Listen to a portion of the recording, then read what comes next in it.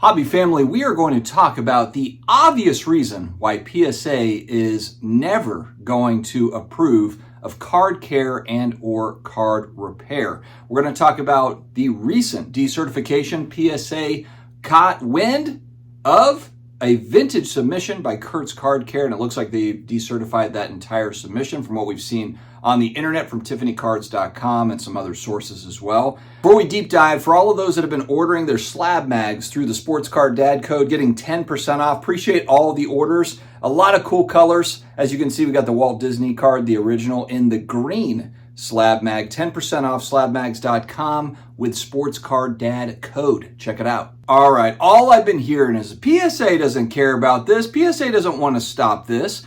PSA wants this business. I keep hearing this even from some of my hobby friends. Hey, they're not going to do anything because they want that inflow of cards. Well, today, or was it last night, they came out and they decertified cards that were associated with card cleaning / card repair.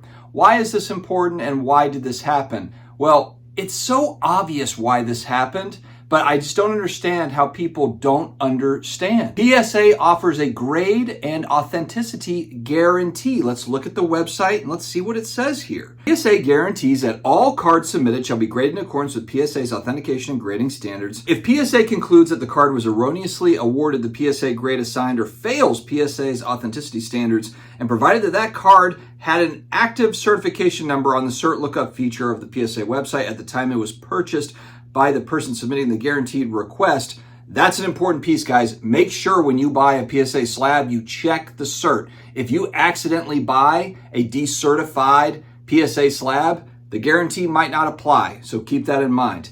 PSA at its sole discretion will either, subject to the maximum amount, buy the card outright from the current owner at the current market value if the card can no longer receive a numerical grade under PSA's standards, or subject to the maximum amount, refund the difference in value between the original PSA grade and the current PSA grade if the grade is lowered or deemed to be authentic only. There is a maximum per card of $250,000 and a lifetime cap of $500,000 per person with the guarantee. Now, PSA came out with a statement after the decertification. Collect.com put out an article, and the guy that runs the show over there, Ryan Hoge, he said, "We are the ones with the financial obligations. We are not comfortable grading these cards when we have to be standing behind them for years down the road." Keep that in mind. Keep that in mind. That's a big part of why people are buying PSA slabs, aftermarket slabs, is because years down the road, they have that guarantee in place. Hey, if it's graded wrong, if there's some sort of an issue, you can go back, you have some sort of recourse. Hoge adds here in the article, if people want to crack a card out and resubmit, they can, but we want real, legitimate items coming back, not items that were manipulated. And so if you're the person running a grading company, and I'll ask viewers, if you're running a grading company, do you want the liability of cards that might have magic dust on them, some sort of a solution that could come back later? We have showed PSA slabs that have the stain coming back, the stain that was cleaned and then has come back and is now sitting in a PSA holder. Obviously, if you resubmitted that card, it would not be in the current grade. And so you can see how this can cause a problem for people down the road, potentially. There is a potential for it. This is exactly why I also think they'll never have their own line. I've heard people say, oh, PSA should have their own line of cleaning products. To me, that's just as bad, because what happens if, PSA, you sold me a cleaning product that screwed up my card 5 years down the road? Then it's like, oh my God, it came actually from the company. It's just a double whammy. I don't see them changing course unless they remove their guarantee, which I don't think that would be good for the hobby, for the market, for the industry. And I know for some, there's a thought of, hey, you know what? Why do you care? I'm just trying to get one over on the grading company. Look, the big bad grading companies out there, they're making $1 zillion. It doesn't affect you. I'm getting one over on PSA, or I'm getting one over on a grading company. Yeah, but the part that you're missing, though, is that you're also getting one over on the end collector, the end buyer for that card. The liability has essentially been passed over to the person that's holding. It's you're literally holding the bag of a card that could have an issue down the road. And I know people are like, oh, worry wart, how do you know it's going to have an issue? It doesn't matter. It doesn't matter. When I buy a card, my assumption is it was graded, it was authenticated on its original form. if I knew that the card had been restored, if there was a restored label, and I've talked with other folks, in the hobby about this too, maybe PSA adopts a restored label where if they suspect it of cleaning, maybe that's kind of a differentiator between altered, trimmed, and cleaning is it's restored, because that's what it's being called. A lot of this is restoration. People are, the folks that are offering the products are basically explaining it that way. This is card restoration and or repair. And so, if it's marked restored, am I paying the same amount of money? I'll tell you what, everyone loves to use the comic book example. Comic books this and comic books that. Do you think people pay the same amount of money for a restored comic book slab as they do a blue label for CGC? No. Hell no. They don't. It's very similar to a PSA slab that has a qualifier on it. If it's got an OC and off-centered qualifier and it's in an 8, people are not paying 8 prices for it. They're paying 5 or 6 prices for it.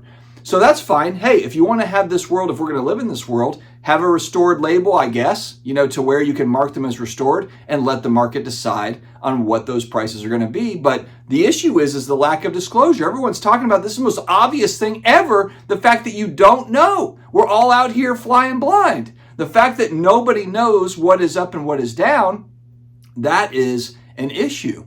There are ways to deter this, and we saw that today. We saw PSA flex their muscle a little bit today. If they desert stuff, if they start doing that more actively, then that's going to cause a little bit of concern. That's going to make the news. That's going to make the hobby news. There is a chance that these could be decertified. There's plenty of examples of cards where it comes back, evidence of trimming, or it comes back min size.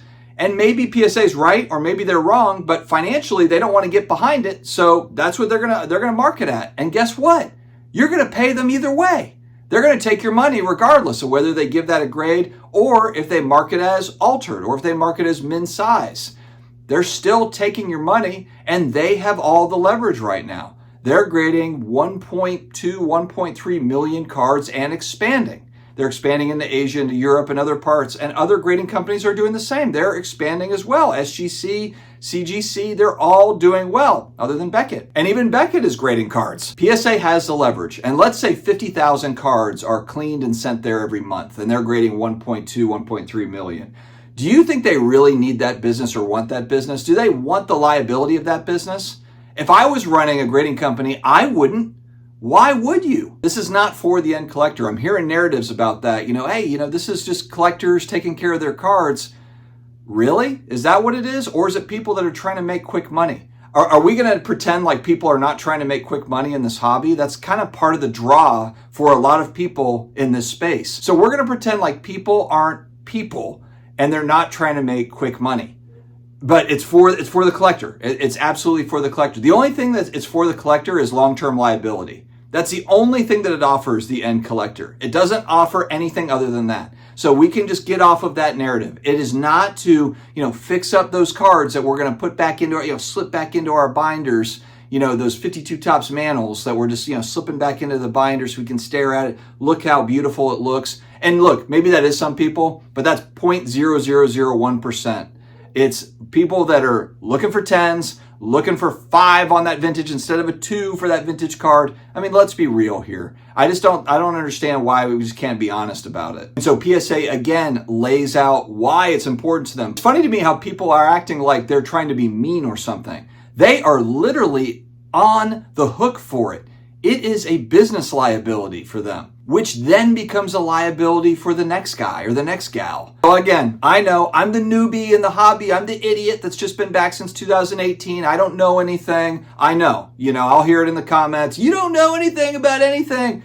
And again, it's just one guy's opinion. PSA responds with the most kind of obvious reason why they would look to make a play against this. But I guess we're still going to try to reform, and it's a new hobby now and whatever, but I don't know. I just don't see what's the upside for grading companies or end collectors. What's the upside? I don't know. Tell me in the comments, what's the upside for end collectors, long-term holders? What is the upside? Stay healthy, stay awesome, and I will talk to you again later.